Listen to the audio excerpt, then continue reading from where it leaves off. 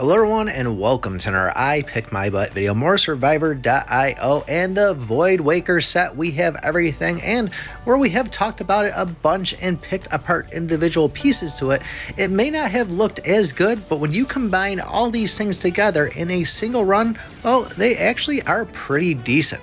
Now, we obviously know how the Void power works. We've talked about that a ton in the past, and yes, it's pretty freaking OP. And if you saw the video from the other day, we talked about the boots, where it has a speed cap. Pretty much you get the boots, kill 2,500 enemies, and you've pretty much reached the speed cap. Now, if you are a soccer ball fan, this obviously makes the modifier completely useless inside it, besides taking it to Evo, of course. So that might be something you might want to consider if you are going to be running this build.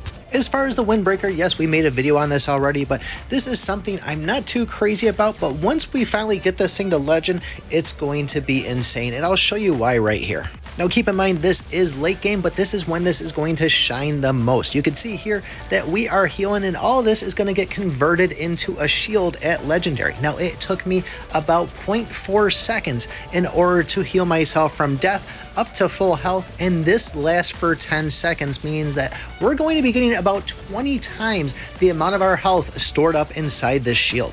Now, as far as the sash, you can see we're going to be hardened for 5 seconds. Every 500 enemy kills, immune to all projectiles, and it's very easy to kill 500 enemies very fast inside this late game. You can see how my player is kind of having this kind of gold aura around him.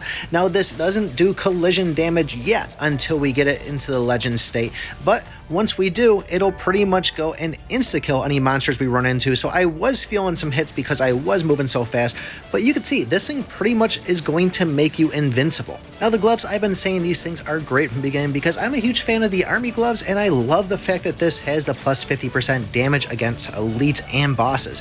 But you can see there the great stat on it, or the good stat, forgot which one's the green. Destructive nature insta-kills non-boss enemies below 20% HP, and those are all the little red skull icons that you're seeing on the screen there, just dropping them right away, killing them real fast. And the necklace, of course, we're going to get Berserk for 5 seconds when leveling up. Now, this is different from the Berserk from our actual armor on it.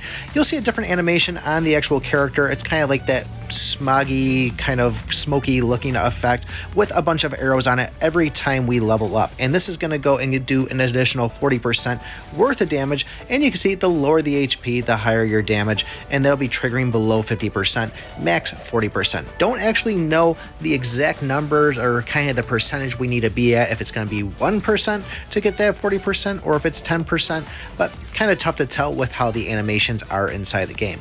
But as far as the armor one, that's going to be kind of like the red lines going around you when you die.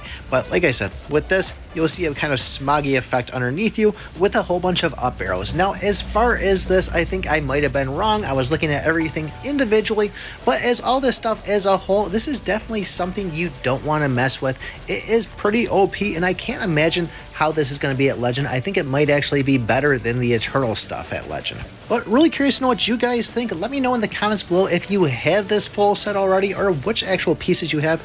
Don't forget to join the Discord, like, subscribe, and remember, I pick my butt.